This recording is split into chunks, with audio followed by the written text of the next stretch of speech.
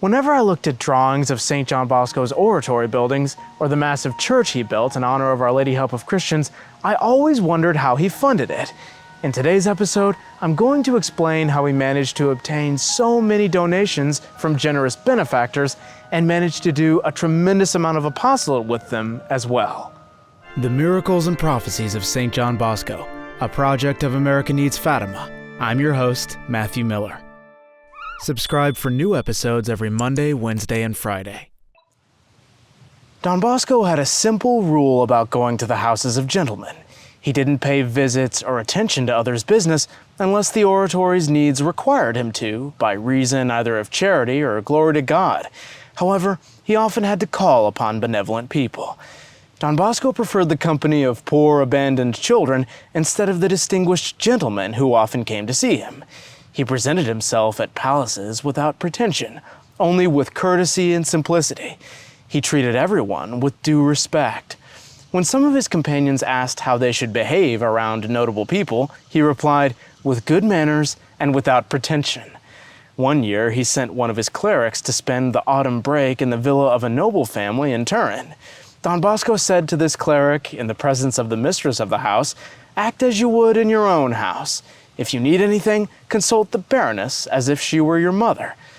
At any distinguished meeting, but especially a first encounter, his attitude was an act of humility. When asked about his homeland and condition, he wasn't ashamed to share that he was born poor and that charitable people made it possible for him to study. He recounted with pleasure how he was a simple priest with no title of honor or dignity, no degree as a theologian, no professor's diploma, and not even a teacher's license for the elementary class. He would say, "I am called Don Bosco, and I have no other title than the chief of the rascals." At the same time, however, he made a point of honoring people with the titles that pertained to them. Like St. Francis de Sales, Don Bosco was generous in respect and esteem. He likewise went to the nobles to take care of urgent business for their own family's benefit. His speeches always discussed serious and edifying matters, and he secured numerous donors for the oratory. His thoughts were continually with his young people. Sometimes he showed it by bursting into exclamations that seemed out of place. Upon entering a large room, for example, he would exclaim, "What a beautiful room! 20 beds could fit in it." But he always said this kind of thing with delicacy and caution. Naturally, to gratify every valid desire of those who affectionately questioned him, he almost always reasoned with them about what he had done and was doing for their benefit. As a result, he couldn't be silent about himself, and sometimes even about facts that shed glory on himself.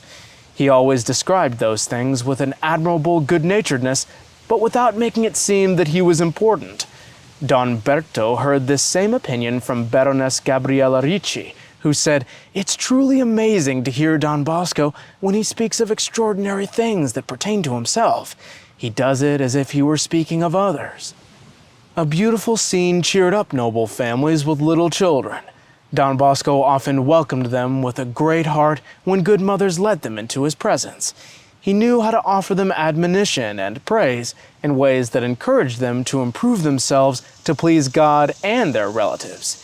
He often entertained himself by playing with them as if he was their friend. Wherever he met boys, he followed his oratory practices of blessing them, much to the delight of the good mothers, who wouldn't have dreamed of letting him leave without first obtaining his blessing. The Countess of Bricherasio and other mothers told all this to Don Rua. Whenever they heard that Don Bosco was arriving at a house, all the children of the household ran to him. He knew how to encourage them with words and little gifts, all of which they remembered as adults with lively affection and gratitude. In these visits, he tried not to inconvenience or embarrass his hosts. Once he was offered a cup of good coffee. He accepted, but there was a jar of Epsom salts instead of sugar on the serving tray. Don Bosco served himself with the salt, not realizing it. One can only imagine the horrid taste, but he drank the entire cup and didn't show the slightest sign of repugnance. He treated the servants with great familiarity and kindness. He called them friends and let them know that he too had once been a servant. This showed genuine humility. Evidence of this can be found in how he welcomed his relatives who came to the oratory to visit him wearing the clothing of poor farmers.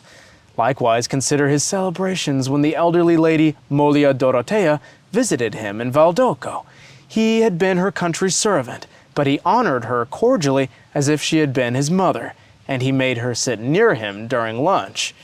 Many important people would invite him to their lunch table. He attended either to thank them for the help they had offered him, to show his gratitude to those so fond of him, or to find comfort in calmly describing the serious needs of the oratory and his other works.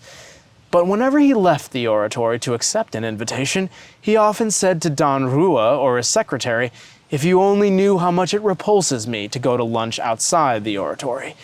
Yet I must do so to obtain donations. Some generous gentlemen make it a condition that I go to lunch with them. They promise me a sum of money and say, 'Come yourself and take our gift. If you need anything, come and have lunch with us.'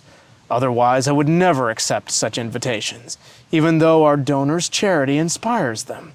I love being here at our frugal and modest table better than being outside the house with so much luxury and so many dishes. I greatly regret it, but it cannot be done otherwise." Sometimes at the beginning of those lunches, Don Bosco would unfold his napkin and find 100 lira note, or even sometimes 1,000 lira note.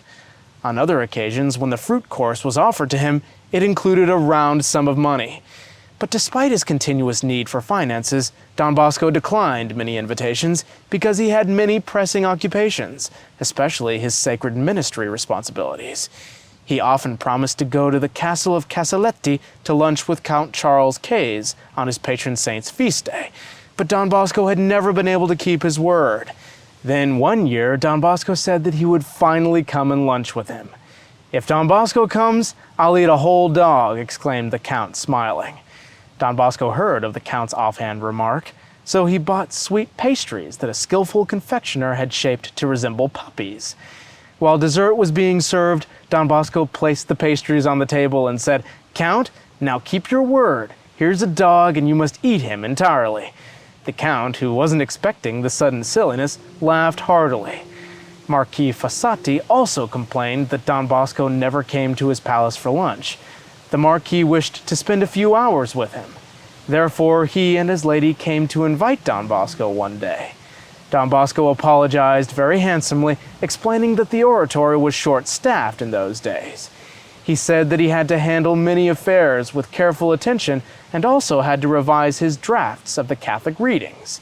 The Marquis insisted, but Don Bosco replied that he needed to find money to pay for the building works at the Filippi House in 1862. The Marquis then resolved to give him 3,000 liras, but he told Don Bosco, "So come and have lunch with me. Whenever you come, I'll let you keep a note of 100 liras." Due to his urgent need, Don Bosco gave in to that noble lord's wish for 15 days that month, and he always received what the Marquis had promised him. The Marquis was happy to have him visit so often, but he didn't wish to disrupt Don Bosco's responsibilities further. So at the end of that month's final lunch, the Marquis said, "I see that you're uneasy about interrupting your duties for me. Well, take the balance of the 3,000 liras then. If you can ever come to lunch without serious inconvenience to yourself, you'll always do me a great favor." And he handed him 1,500 liras and went with Don Bosco to the Valdoco Rondo. As they walked, Don Bosco told the Marquis that he still had several more 1,000 lira debts to pay by the following January, money that paid for lime, stones, bricks, beams, and construction labor. The Marquis answered, "Dear Don Bosco, I promise to keep 10,000 liras ready for you by January so that you may pay off your most urgent debts." Then the Marquis returned home, seeing Joseph Rayano waiting for Don Bosco in Valdoco. Walking to the oratory, Don Bosco told the young man what had happened to him that evening, concluding, "Blessed be that generous and pious soul." Marquis Domenico Fossati, who was generous, had been encouraged by Don Bosco to be even more generous. He often said, "It's a curious thing, but true. The more I give to Don Bosco, the more I receive." Thank you all so much for watching, and if you'd like to enroll in our Saturday Mass intentions for the promoters of St. John Bosco, just click on the link I've put on the screen. You don't have to become a monthly donor to have a Mass prayed for you, but I ask you to please consider making a small sacrifice to help me to continue with this channel so that I can spread devotion to the great St. John Bosco and encourage piety in this impious world. God bless you, and Our Lady keep you. Let's go.